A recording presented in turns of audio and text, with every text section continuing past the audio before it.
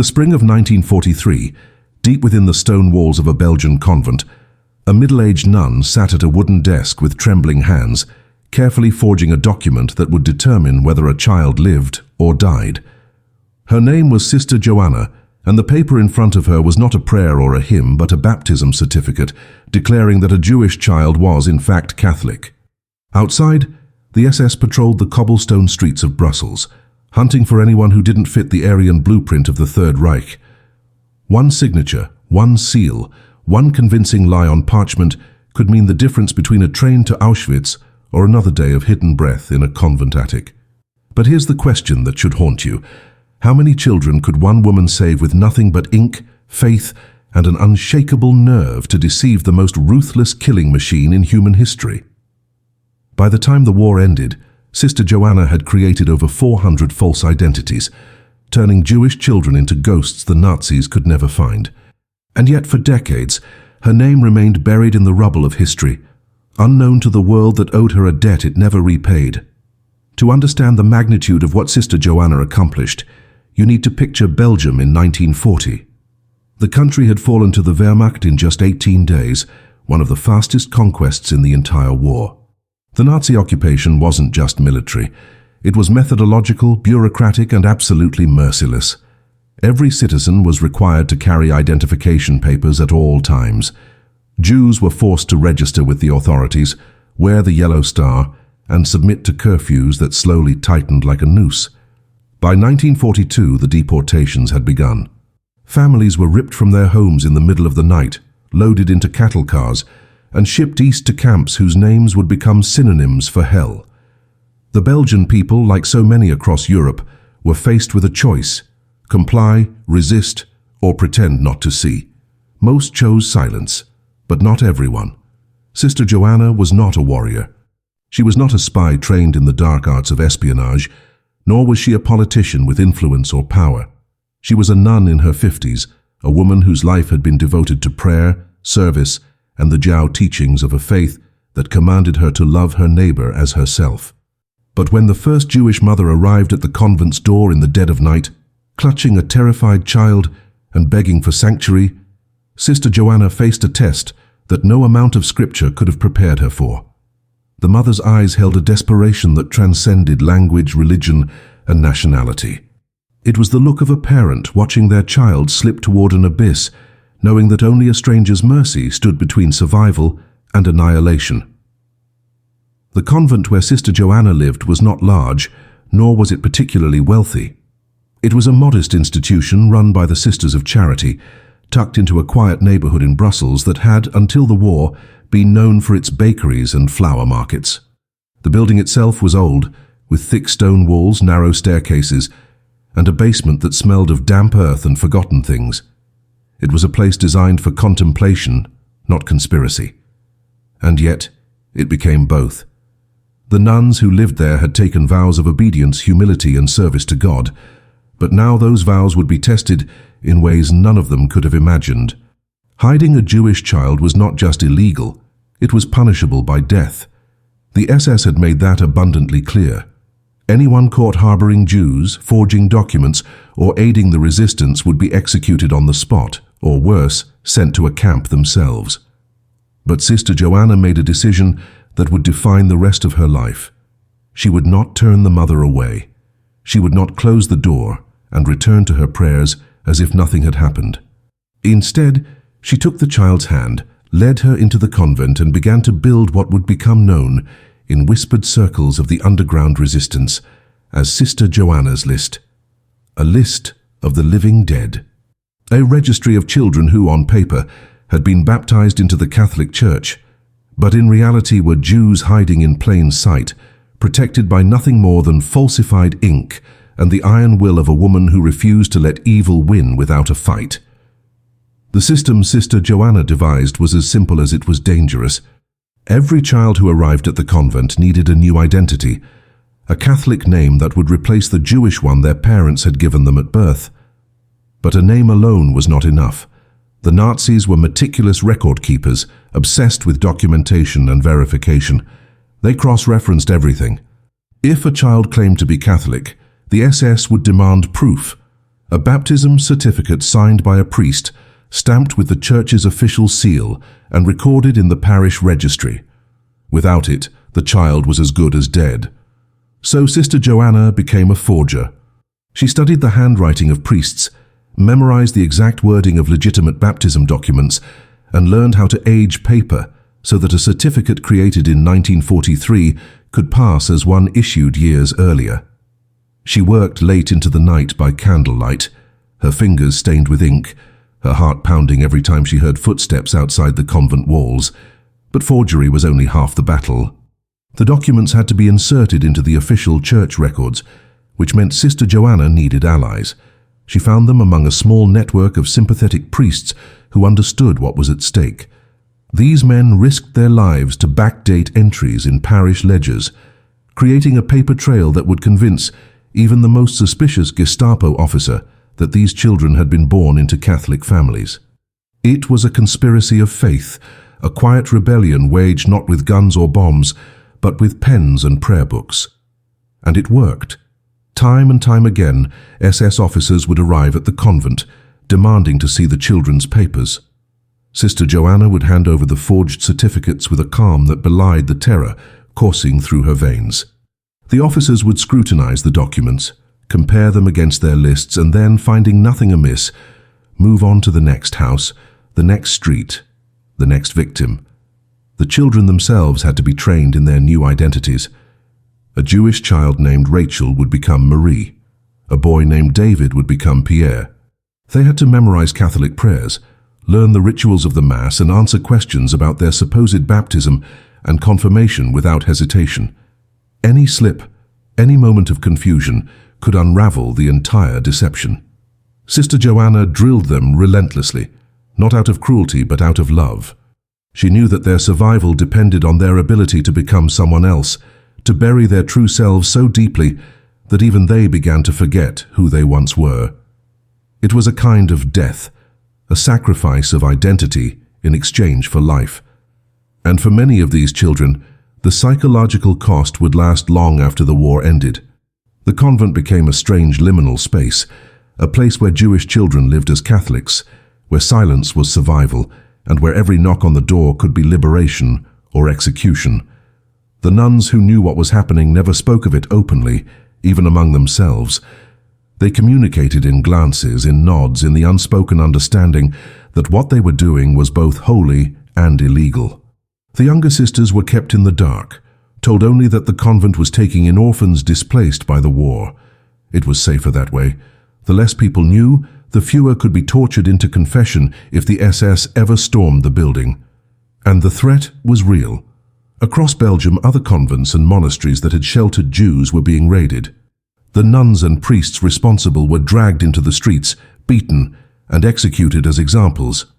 Sister Joana knew she was living on borrowed time, yet she did not stop. Every time a desperate parent arrived at the convent's door, every time a resistance fighter smuggled another child through the back alleys of Brussels, Sister Joana said yes. She said yes when prudence screamed no. She said yes when fear begged her to turn away. She said yes because, in her mind, there was no other choice. The gospel she had devoted her life to was clear. Suffer the little children to come unto me. And so they came, one by one, then two by two, then in groups so large that the convent began to overflow. By the end of 1943, Sister Joana was not just hiding children, she was running an underground railroad, a clandestine network that stretched across Brussels and into the countryside, moving Jewish children from safe house to safe house, always one step ahead of the SS. The operation grew faster than Sister Joana had ever anticipated.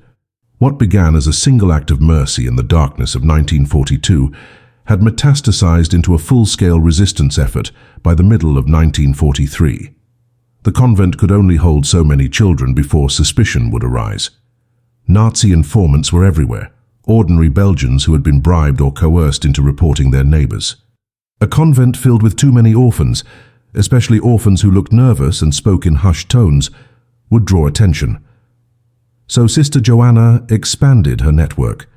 She reached out to Catholic families in the countryside, people who lived far enough from the cities that the SS patrols were less frequent.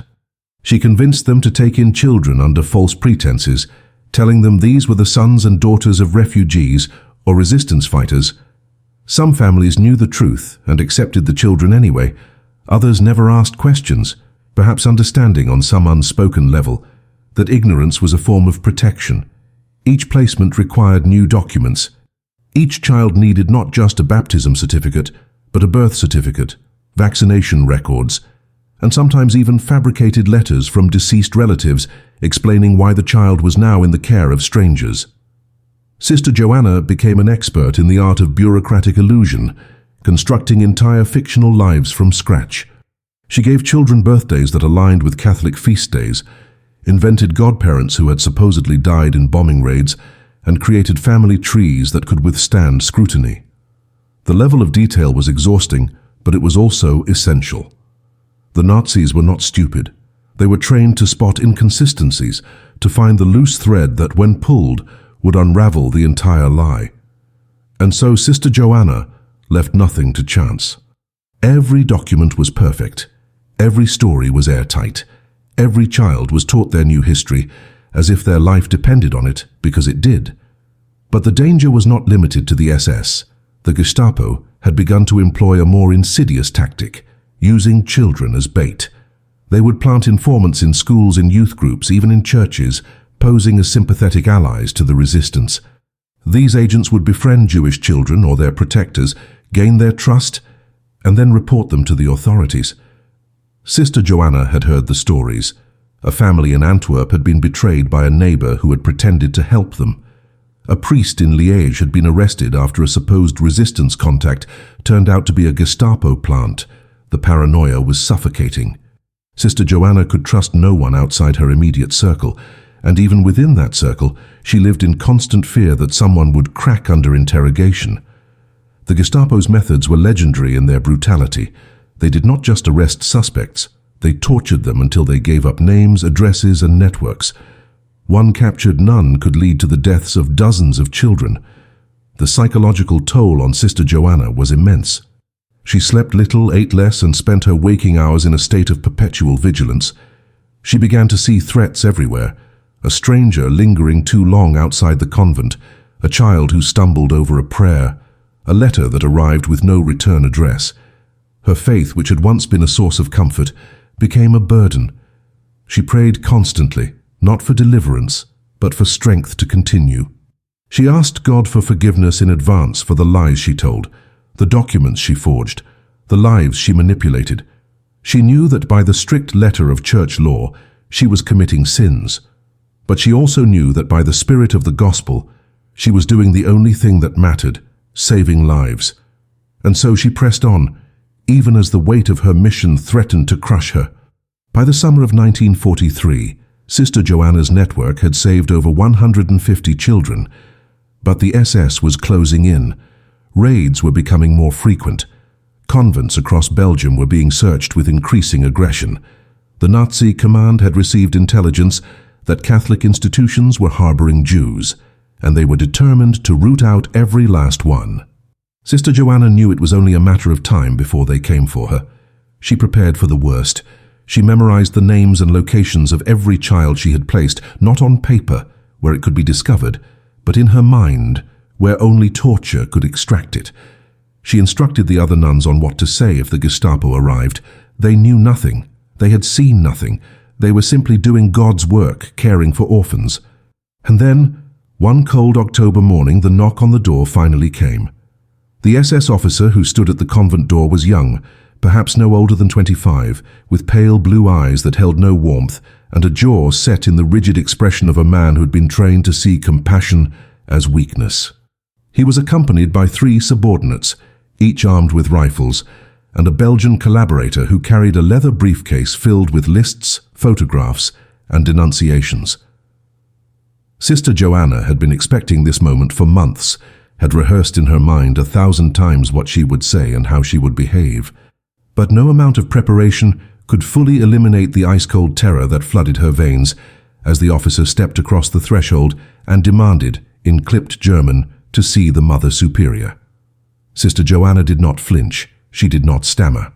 She simply nodded, clasped her hands together in the manner of a humble servant, and led the men into the convent's austere receiving room, where crucifixes hung on stone walls and the smell of incense still lingered from morning prayers. The officer wasted no time with pleasantries. He informed Sister Joana that the Reich had received credible reports that this convent, along with several others in Brussels, was harboring Jewish children under false identities.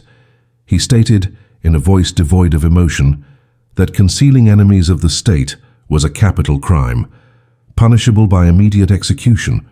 He then opened the briefcase and produced a stack of documents, names of missing Jewish children, photographs taken before the war, and testimonies from informants who claimed to have seen suspicious activity around the convent.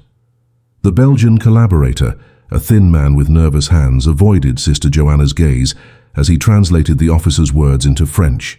Sister Joana listened in silence, her face a mask of serene confusion, as if she could not fathom why anyone would accuse her humble community of such a thing. When the officer finished speaking, she responded with a question so simple and so perfectly calibrated that it would become the cornerstone of her defense. Why would a convent dedicated to the service of Christ harbor children who had not been baptized into his church?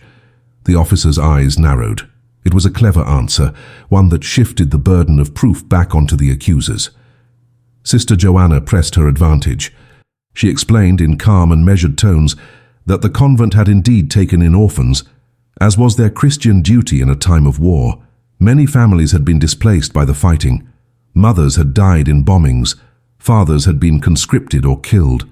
The church, she said, could not turn away children in need regardless of their origins. But every child under this roof, she insisted, had been properly baptized and recorded in the parish registry.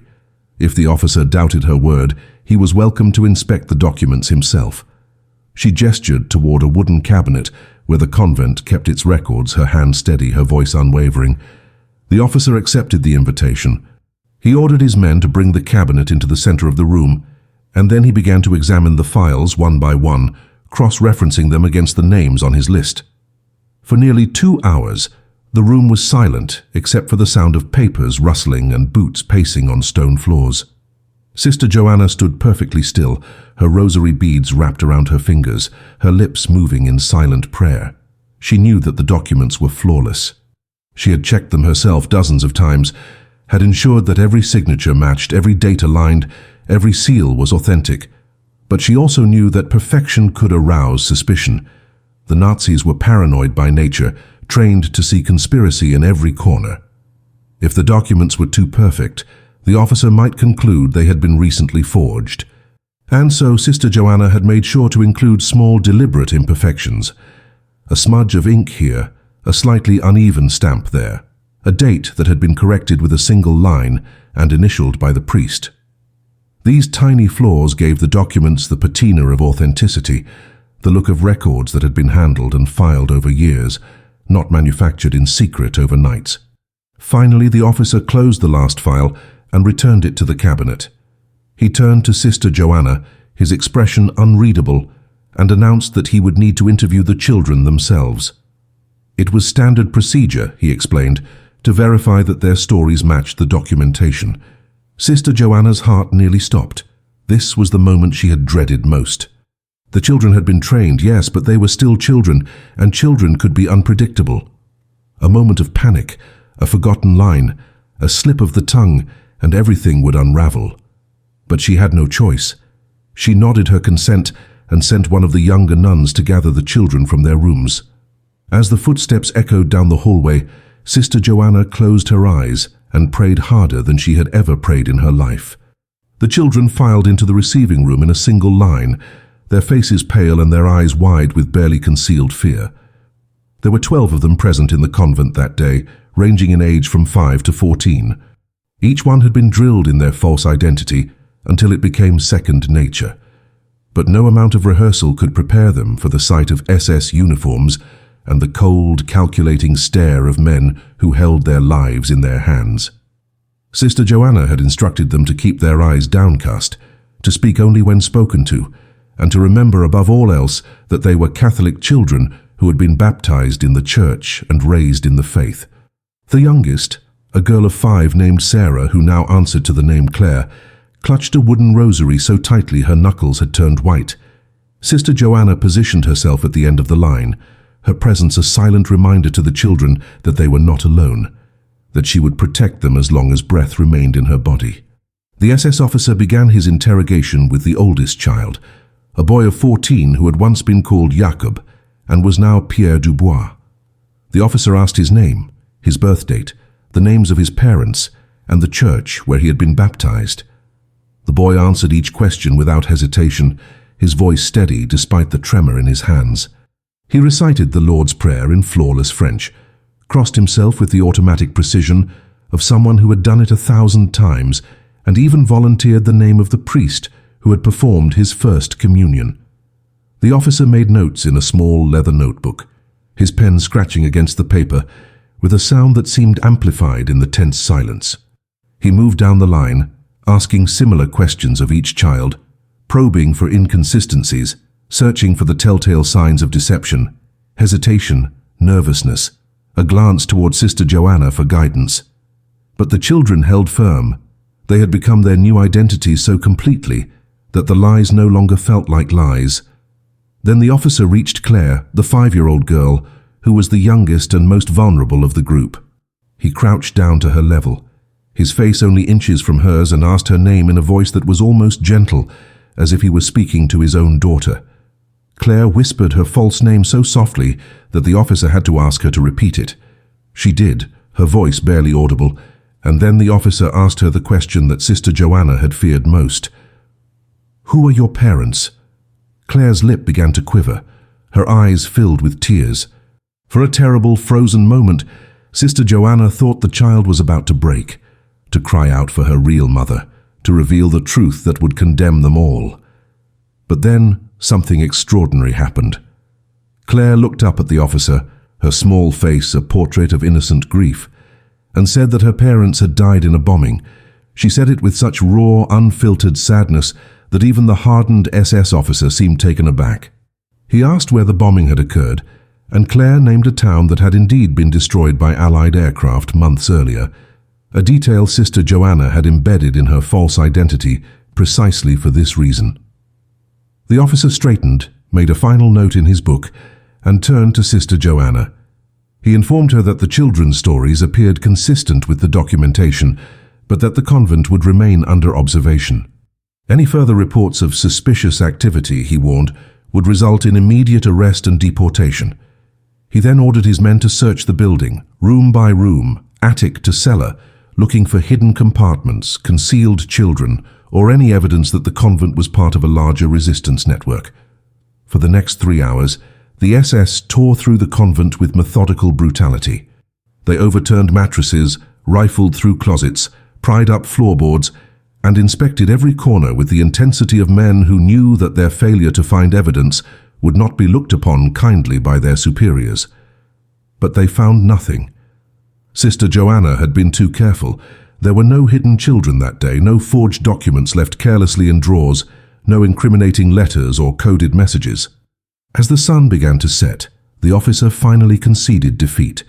He gathered his men and prepared to leave, but not before delivering a final warning to Sister Joana.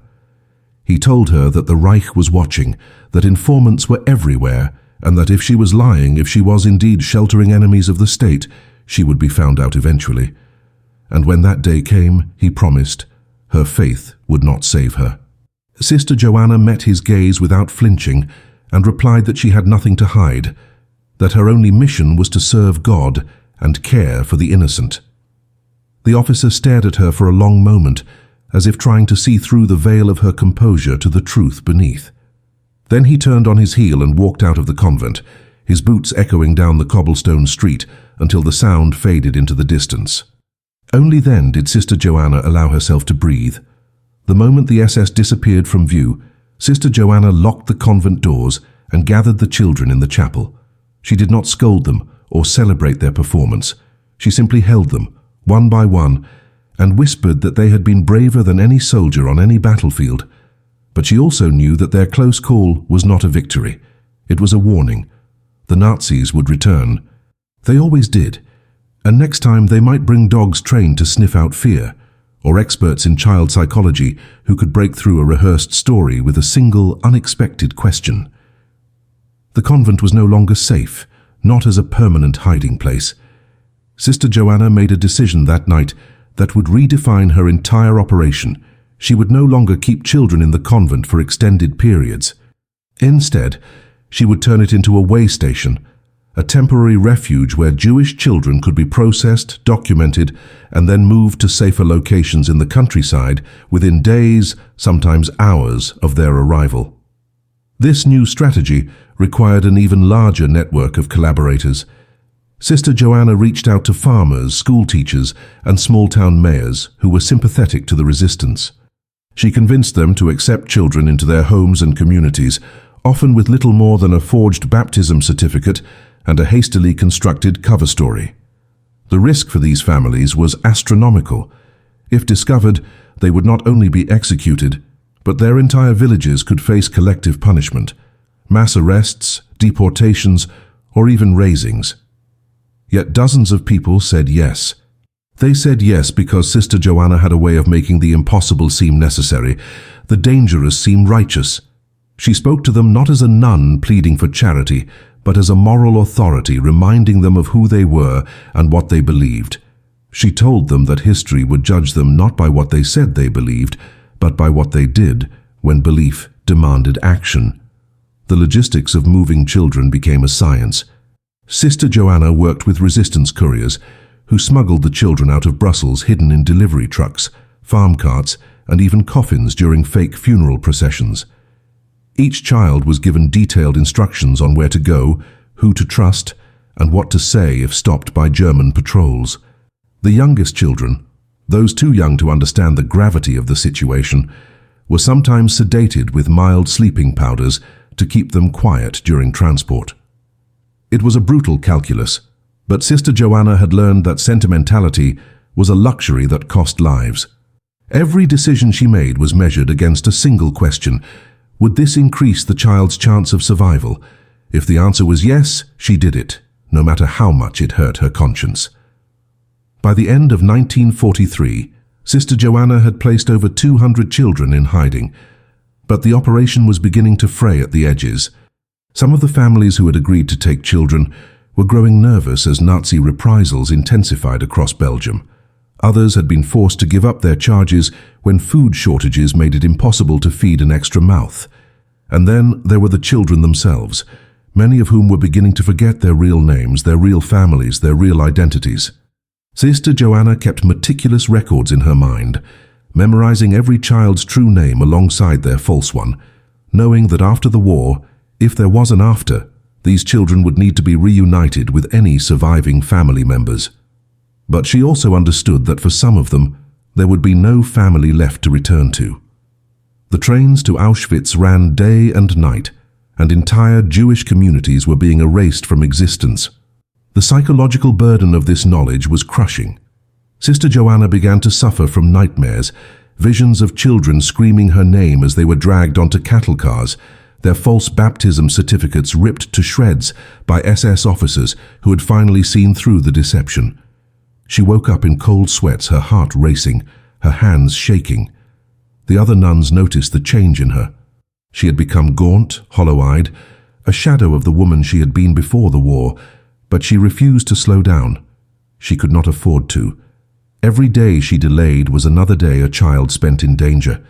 Every hour she wasted was an hour the Gestapo could use to close in. And so she pushed herself harder, slept less, ate less, and devoted every waking moment to the mission that had consumed her life. She had become, in the truest sense, a woman possessed, not by demons but by an unshakable conviction that she was doing the work God had called her to do, even if it killed her. The winter of 1943 was the coldest Belgium had seen in decades, and it brought with it a new level of desperation. Food rations had been cut again. Coal for heating was nearly impossible to obtain.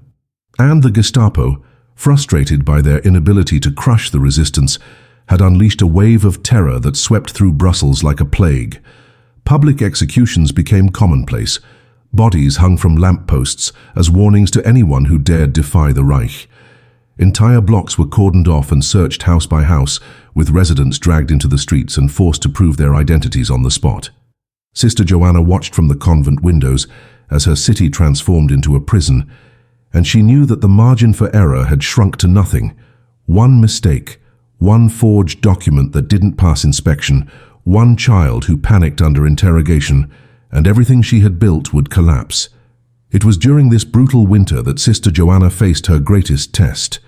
A resistance courier arrived at the convent in the middle of the night with a group of 8 children, the largest single group she had ever received at once.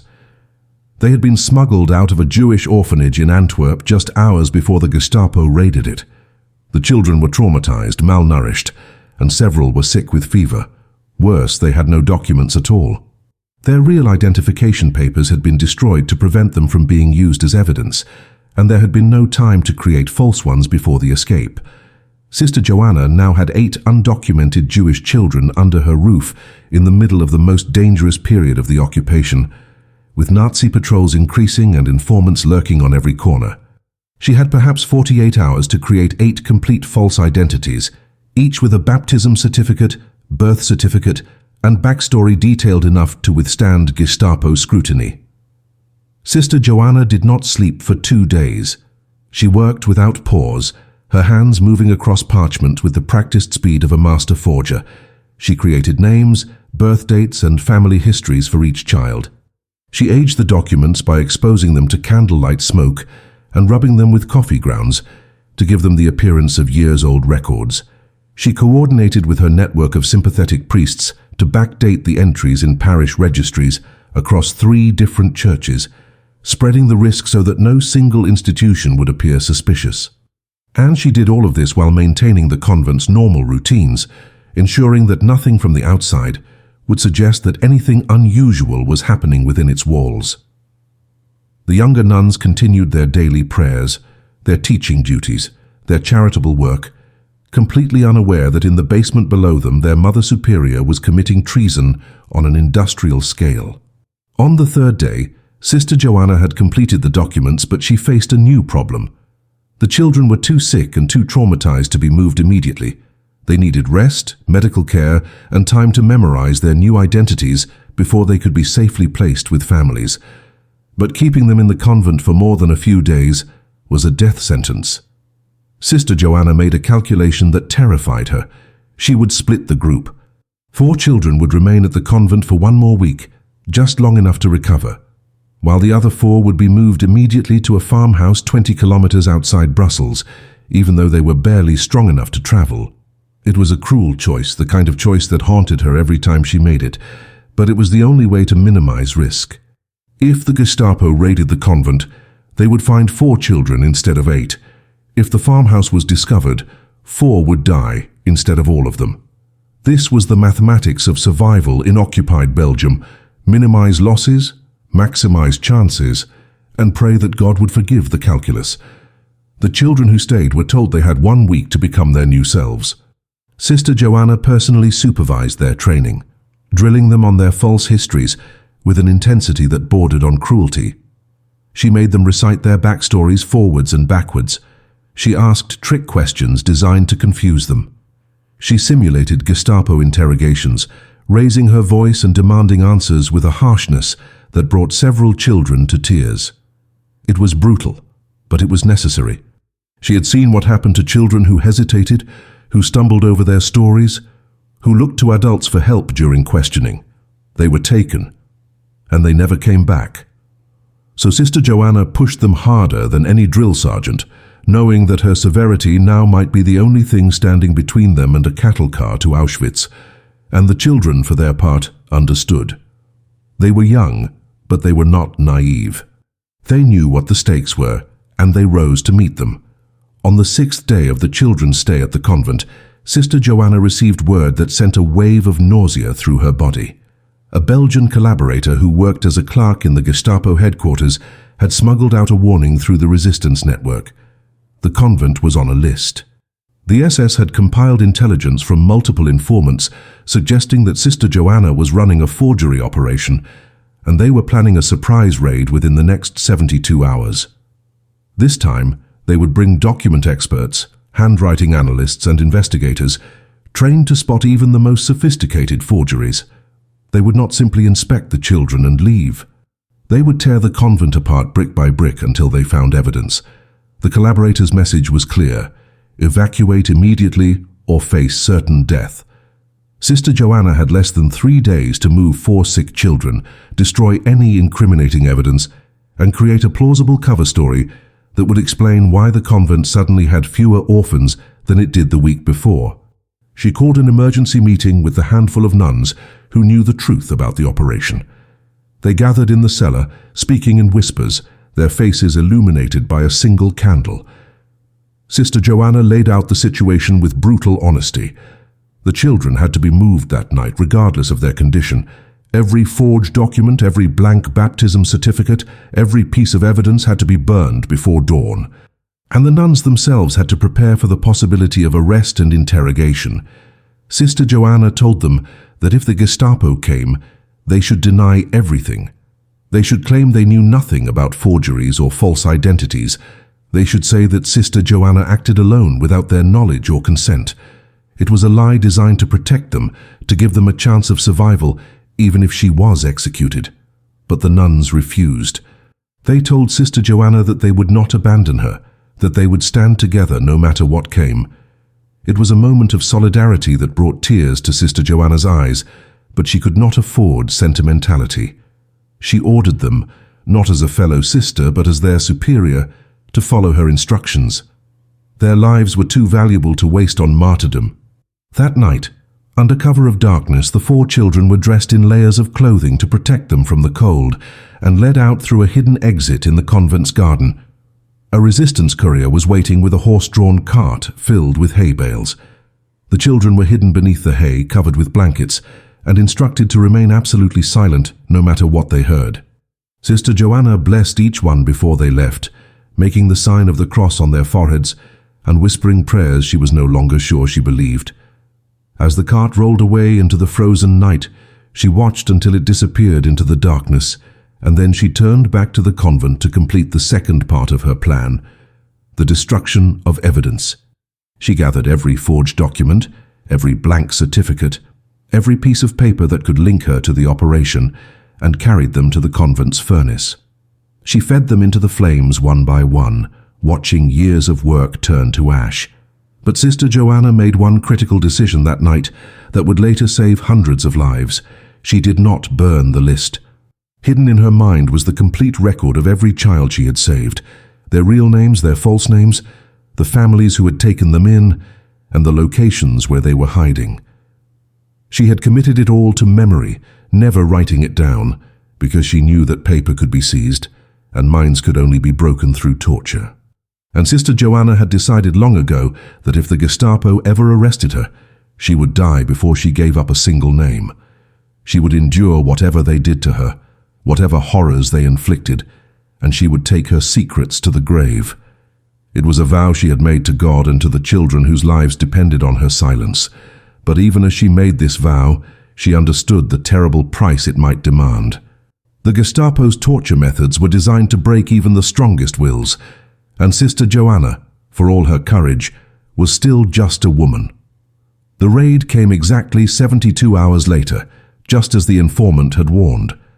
This time there were 12 SS officers, accompanied by 2 men in civilian clothes who carried leather briefcases filled with magnifying glasses, chemical testing kits, and reference samples of authentic church documents.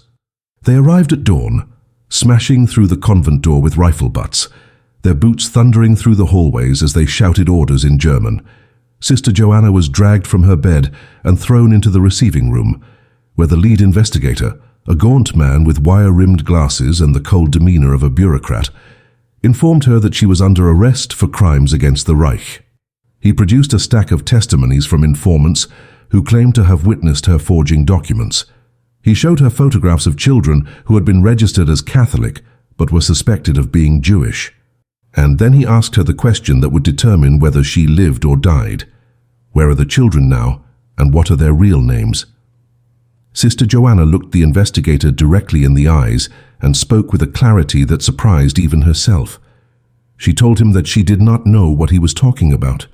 She explained that the convent had taken in orphans displaced by the war, as was their Christian duty, and that every child under their care had been properly baptized and documented according to church law. She said that if informants had made accusations against her, they were either mistaken or malicious, perhaps motivated by personal grudges or the desire for reward money that the Gestapo paid for denunciations. Her voice never wavered. Her hands never trembled. She had spent 2 years preparing for this moment, and she would not break now. The investigator studied her face for a long time, searching for the telltale signs of deception: rapid blinking, facial flushing, micro-expressions of fear or guilt. But Sister Joana had become something beyond an ordinary woman. She had transcended fear through repetition, through the daily practice of looking death in the face and refusing to blink. The investigator ordered his men to search the convent while he began his examination of the remaining documents. He pulled out his magnifying glass and inspected the baptism certificates with painstaking precision, looking for anachronistic ink formulas, inconsistent handwriting pressure, or chemical signatures that would indicate recent forgery. He cross-referenced the signatures against known samples from the priests who had supposedly signed them. He measured the aging of the paper, tested it with chemical reagents, and compared the typeface of the church seals against authenticated examples. For 6 hours, he worked in silence while Sister Joana sat in a wooden chair, her hands folded in her lap, her eyes fixed on the crucifix hanging on the wall. The other nuns had been locked in their rooms. The convent had been sealed. No one was allowed in or out. This was the end, Sister Joana thought. Even if the documents passed inspection, the investigator would find something: a misplaced comma, a date that didn't align, some tiny imperfection that would give her away. But the investigator found nothing. The documents were perfect because Sister Joana had made them perfect. Every signature matched. Every date aligned. Every seal was authentic, because the priests who had helped her were real priests with access to real church materials. The investigator's frustration was visible. He slammed his magnifying glass down on the table and demanded to know where Sister Joana had learned to forge documents with such skill. She replied with devastating simplicity that she had not forged anything, and that his accusation was an insult to the church and to God. It was a masterful deflection, one that put the investigator on the defensive. To accuse a nun of lying was one thing. To accuse the Catholic Church itself of conspiracy was another. And the Nazis, for all their brutality, were still navigating a complex political landscape where antagonizing the church too openly could provoke resistance from the Belgian population. The investigator made one final attempt to break her. He brought in the youngest nun, a girl of 19 who had only taken her vows the year before, and threatened to arrest her unless Sister Joana confessed. He told Sister Joana that this innocent girl would be sent to a work camp, that she would suffer for Sister Joana's crimes, that her blood would be on Sister Joana's hands. It was a calculated psychological attack designed to exploit her protective instincts. Sister Joana felt her resolve waver. The young nun was trembling, tears streaming down her face, and Sister Joana knew that the girl truly was innocent, that she had known nothing of the forgeries. But Sister Joana also knew that if she confessed, every child she had saved would be hunted down and killed. Hundreds of lives hung in the balance, and so she made the most agonizing decision of her life. She looked at the young nun, whispered a silent prayer for forgiveness, and told the investigator that she had nothing to confess because there was nothing to confess.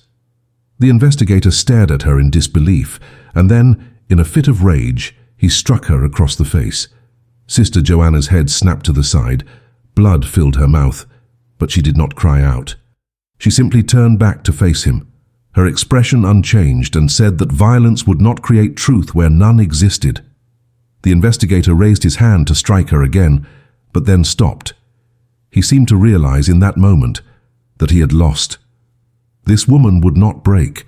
No amount of threats, no amount of violence would make her give up the information he needed. And without her confession, without concrete evidence beyond the testimonies of unreliable informants, he had no case. The documents were perfect. The children were gone. The convent had been scrubbed clean of evidence. He had nothing. Furious and humiliated, the investigator ordered his men to release the nuns and leave the convent. But before he left, he turned to Sister Joana and promised her that this was not over, that he would be watching, and that eventually she would make a mistake. Sister Joana said nothing. She simply watched him leave, her face swelling from the blow, her mouth still bleeding but her spirit unbroken. She had won. Against impossible odds, she had won. Sister Joana continued her work for the remainder of the war, though with even greater caution after the raid. The Gestapo never returned to the convent, but their promise to watch her was not an empty threat. She lived under constant surveillance, her movements tracked, her contacts monitored, yet she adapted. She became more creative in her methods, using coded messages hidden in prayer books, secret meetings disguised as religious ceremonies, and a network so compartmentalized that no single person knew the full scope of the operation. By the time the Allies liberated Belgium in September of 1944, Sister Joana had saved over 400 Jewish children. 400 lives that would have been extinguished in the gas chambers of Auschwitz, Treblinka and Sobibor. 400 futures that existed only because one woman refused to accept that evil was inevitable, that obedience to tyranny was safer than resistance, that her life was worth more than the lives of children she had never met. But the end of the war did not bring Sister Joana peace. The psychological toll of what she had endured was immense. She suffered from what we would now recognize as severe post-traumatic stress disorder. She had nightmares every night for years, visions of children being torn from her arms, of Gestapo officers discovering her secrets, of the gallows that had awaited her if she had ever been caught. She struggled with survivor's guilt, haunted by the knowledge that for every child she saved, there were thousands she could not reach. And she carried the unbearable weight of the list in her mind, the names of 400 children who needed to be reunited with their families if any family remained. In the chaotic aftermath of liberation, Sister Joana devoted herself to this final mission. She traveled across Belgium and into displaced persons camps in Germany, searching for surviving parents, aunts, uncles, anyone who could reclaim the children she had hidden. Some reunions were joyful, others were heartbreaking. Many children had no family left at all.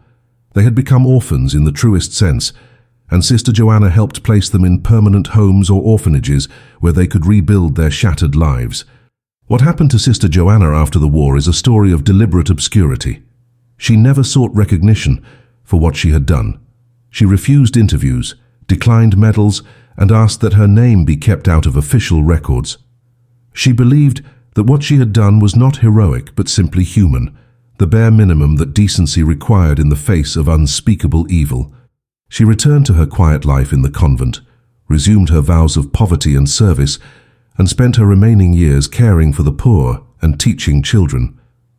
She died in 1971 at the age of 78, largely unknown to the world. There were no obituaries in major newspapers, no documentaries were made about her life, no statues were erected in her honor. She was buried in a simple grave in a Brussels cemetery, her headstone bearing only her name and the dates of her birth and death. For decades, her story remained hidden, known only to the children she had saved and the few resistance members who had worked alongside her.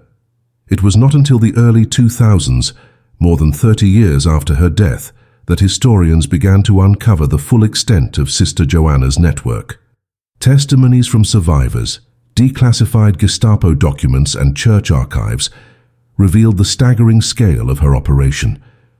Researchers discovered that she had worked with over 60 priests, dozens of families, and an underground network that stretched across Belgium and into France. They found evidence of the raid, the interrogation, and the investigators' frustrated reports to his superiors, admitting that he could find no proof of wrongdoing despite his certainty that Sister Joana was guilty. And they found the children, now elderly men and women scattered across the world, who came forward to tell their stories. They spoke of a nun who had saved their lives with nothing but forged paper and unbreakable courage. They described how she had held them when they were terrified, how she had taught them to survive, how she had refused to let them become statistics in Hitler's final solution. These testimonies painted a portrait of a woman who had waged a silent war against genocide and won, one child at a time. Today, Sister Joana is recognized as one of the righteous among the nations, an honor bestowed by Israel on non-Jews who risked their lives to save Jews during the Holocaust. Her name is inscribed at Yad Vashem, the World Holocaust Remembrance Center in Jerusalem, alongside other heroes of conscience who chose humanity over obedience. But perhaps the greatest testament to her legacy is not found in monuments or museums, but in the living descendants of the 400 children she saved. Thousands of people alive today owe their existence to a woman they never met, a nun who forged baptism certificates in a Belgian convent and stared down the SS without flinching. Her story is a reminder that evil triumphs not because it is strong, but because good people convince themselves they are powerless to stop it. Sister Joana proved that one person, armed with nothing but conviction and courage, can change the world.